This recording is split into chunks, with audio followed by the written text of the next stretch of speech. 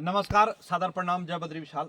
मित्रों, देवभूमि उत्तराखंड का जनपद चमोली क्षेत्र कर्णप्रयाग, इस जहाँ का हम जो है ये विवरण बता रहे हैं, वह है लंगासू से जो मोटर मार्ग सरखा चमाली और आपका मैखुरा धल कांचला मैखुरा के लिए जा रही है। तो उस मार्ग का आप ये देखिएगा, ये मार्ग है और मार्ग के यहाँ पर नीचे की तरफ एक घर था। यानी आप सुरेंद्र सिंह रावत जी हैं, आप सेना से सेवानिवृत्ति हैं, तो ये यहाँ पर रहा करते थे। और आप देख रहे हैं कि जब यहाँ पे प्रधानमंत्री ग्रामीण सड़क योजना द्वारा एक सड़क का निर्माण किया गया, तो उस समय ये दोनों मियाँ बीवी यहाँ पे रहते थे। और इसके कारण ये देख सकते हैं आप, ये दरारें पड़ गई जगह जगह पर, तो इन्होंने ये घर छोड़ दिया है। अब अपने दूसरे घर में ये निवास कर रहे हैं। लेकिन बड़े निंदनीय विषय है और एक चिंतनीय विषय यह भी है कि हम लोग ये जो विकास कार्य हो रहा है, विकास कार्य को करते करते हमने ये मद्देनजर रखना है विभागों ने कि कहीं किसी का विनाश तो नहीं हो रहा है। अब ये लोग यहाँ पे इसलिए रहते थे कि इनकी जो है काश्तकारी भूमि इधर थी, तो यहाँ से अपना जो भी काश्तकार किया उसके बाद जो है यहाँ पे नज़दीक में लाना और सड़क भी आ गई थी। लेकिन इनको जो है प्रधानमंत्री ग्रामीण सड़क योजना जब सड़क बनी थी, उनके द्वारा कहा गया कि आपका जो है हम जो भी हर्जाना खर्चाना होगा उसका पूरा करेंगे। लेकिन विडंबना ये है कि उसके बाद सबने हाथ झाड़ दिया। तो महोदय, आपने ये लिखा पढ़ी करी कि कहाँ तक जो है लिखा पढ़ी करी की? हमने आप तक में पटवारी को दिया, पटवारी के बाद एसडीएम को दिया। तो उन्होंने उनको पूछा, उन्होंने बोला कि हमने आगे दे रखा है। अच्छा, तो हमने बोला आगे का दे रखा है वो तो बताओ।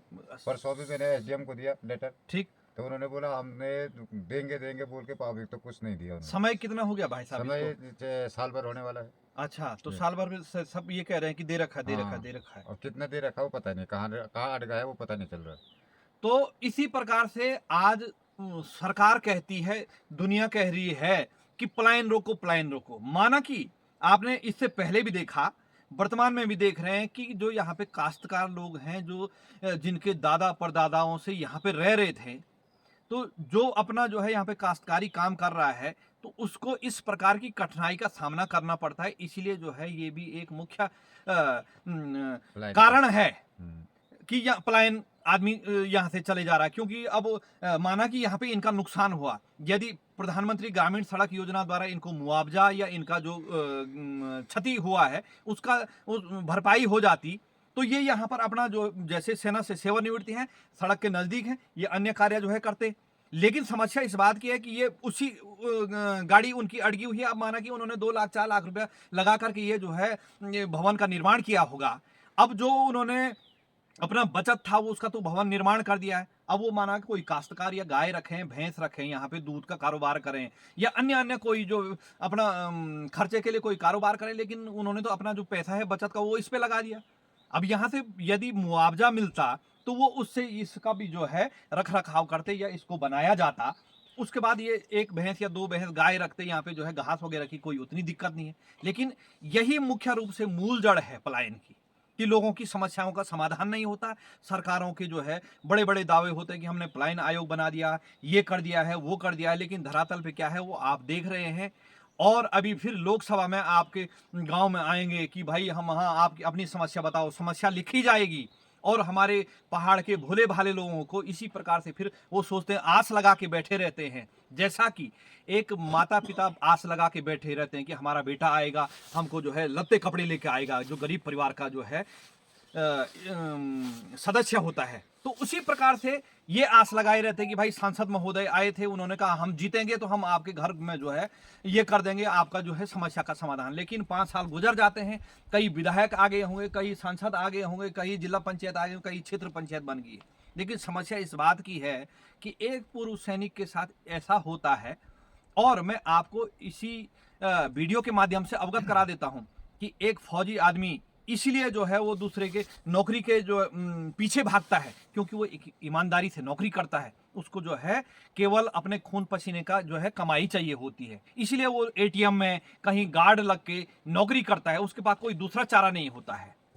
और उसके खर्चे इस प्रकार से बढ़ जाते हैं, बच्चों की शादी, पढ़ाई लिखाई। अब मैं क्योंकि समझ सकता हूं इनके दर्द को। माना कि पेंशन आ रही होगी, वो पेंशन बंट गई कि इतना लड़के के खर्चे के लिए, इतनी लड़की के, इतना अपने परिवार में। अब इस प्रकार का यदि इनके साथ हो जाता है तो वो कहां से जो है उसकी भरपाई करेगा। तो लिहाजा प्रधानमंत्री ग्रामीण सड़क योजना कर्णप्याक द्वारा ये मार्ग बनाया गया।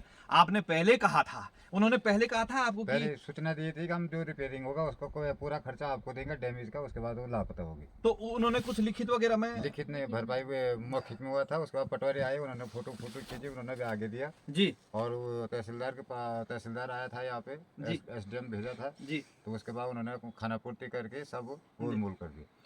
तो ये है समस्या, दर दर भटकेंगे अपनी संपत्ति के लिए। अपनी संपत्ति का मानव तात्पर्य ये है कि अपनी संपत्ति को नुकसान पहुंचाया और फिर उसी संपत्ति की भरपाई के लिए अब आप यहाँ से बाजार जाएंगे तो मुझे लगता है कि आने जाने में 100 रुपया तो जो है किराया लग जाता है। हाँ।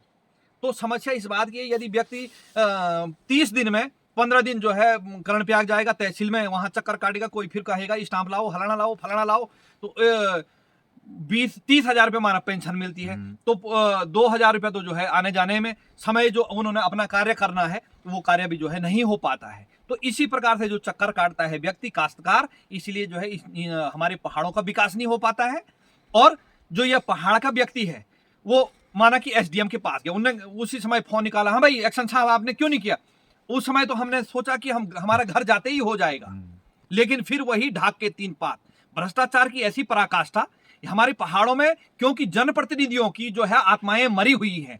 जनप्रतिनिधि अपने लिए केवल जो है जीता है, लेकिन बड़े बड़े दावे करता है कि हम ये कर देंगे, वो कर देंगे। सारे जनप्रतिनिधियों की स्थिति है आज हम देखते हैं कि कई गांव में उस जनप्रतिनिधि को नहीं, हमें बताते हैं वो समस्या जो जनप्रतिनिधि का दायित्व है।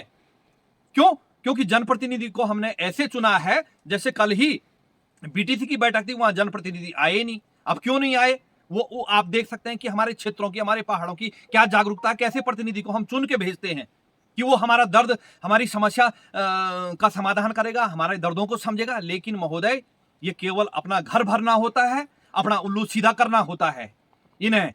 अब माना कि विधायक को पत्र दे दिया, यहां से आदमी जाएगा फिर कर्णप्याक, कहीं गोचर, कहीं जहां विधायक साहब बैठे होंगे पत्र देगा, वहां भी किराया खर्च करेगा, चाय पानी पिएगा, तो 500 रुपये तो आजकल जो है एक दिन का दिहाड़ी तो ऐसी चली जाएगी।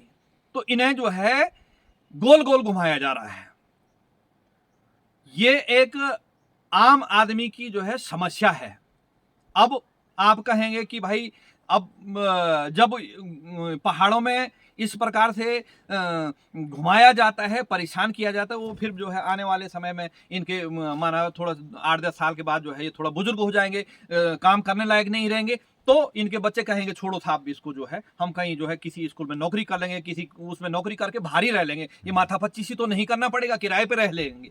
तो इसी कारण जो है यहाँ से लोग देहरादून, ऋषिकेश, अन्य जगहों पर जो है पलायन हो रहा है। ये सबसे बड़ी समस्या है। तो आशा है कि जो भी संबंधित अधिकारी है महोदय की समस्या का यथाशीघ्र समाधान करेंगे, वरना जो है हम इसको, आप वैसे न्यायालय का दरवाजा भी खटखटा सकते हैं। कोशिश करेंगे, अगर समाधान नहीं होगा तो वो न्यायालय में जाएंगे। न्यायालय में जाने की मैं ये कह रहा हूं कि यदि संबंधित अधिकारी इनके समस्या का निराकरण करेंगे तो माननीय न्यायालय में जाने की आवश्यकता न पड़े, और माननीय न्यायालय में जाएंगे तो आपका भी खर्च होगा, वो भी जो है वो वहां पे घसीटे जाएंगे।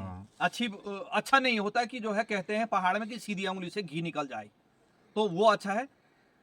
दोस्तों, इसी प्रकार की समस्याएं हमारे क्षेत्रों में बनी रहती है, जिसका समाधान करना जो है आम जनता का भी फर्ज है। आम जनता का तात्पर्य गाँव में इसलिए जो है गलत होता है क्योंकि माना कि मैं किसी चीज का, किसी गलत कार्य का विरोध कर रहा हूं, तो 5 आदमी जाके उधर उस विरोधी टीम से मिलके कहेंगे अरे जो ये तो बोलता रहता था, चुगलीबाजी करेंगे। चुगलीबाजी करके जो सत्य के पीछे लड़ने वाला व्यक्ति होता है वो बेवकूफ बन जाता है, उसको दबाया जाता है, उसको प्रताड़ित किया जाता है। इसी प्रकार से जो है हमारे पहाड़ों में, हमारे गाँवों का विकास इसलिए नहीं होता है, बोलो भाई वो तो बड़ा नेता बनता है, उसको रहने दो। इसी लोगों को जो है भ्रमित किया जाता है। माना कि हमने देखा है, कल भी हमने कहा कि जो उज्जवलपुर में जो स्कूल की हालत क्यों हुई, क्योंकि 2-4 छोट भैया नेता मिल गए होंगे, उन्होंने कहा यार ये तो ऐसी है, वो है, छोड़ो इसको।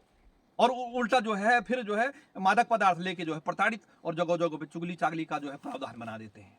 तो दोस्तों ये है सुरेंद्र सिंह रावत जी की समस्या, जो कि प्रधानमंत्री ग्रामीण सड़क योजना द्वारा पहले इनको आश्वासन दिया गया और वर्तमान में उनको जो है फिर गोल मटोल कर दिया। गोल मटोल करके घुमाया जा रहा है। जो बच्चे खुचे उनके पास पैसे हैं उनको भी खर्च करवाया जा रहा है, यानी कभी एसडीएम के यहाँ, कभी तहसीलदार के यहाँ, कभी प्रधानमंत्री ग्रामीण सड़क योजना कार्यालय में, कभी विधायक के पास, कभी सांसद के पास, कभी जो है जिला पंचायत के पास, ऐसे ही घूमते रहेंगे। दोस्तों ये है धरातल की सच्चाई। इन शब्दों के साथ अपनी वाणी को विराम देता हूँ। हार्दिक आभार, धन्यवाद, जय विशाल, सादर प्रणाम।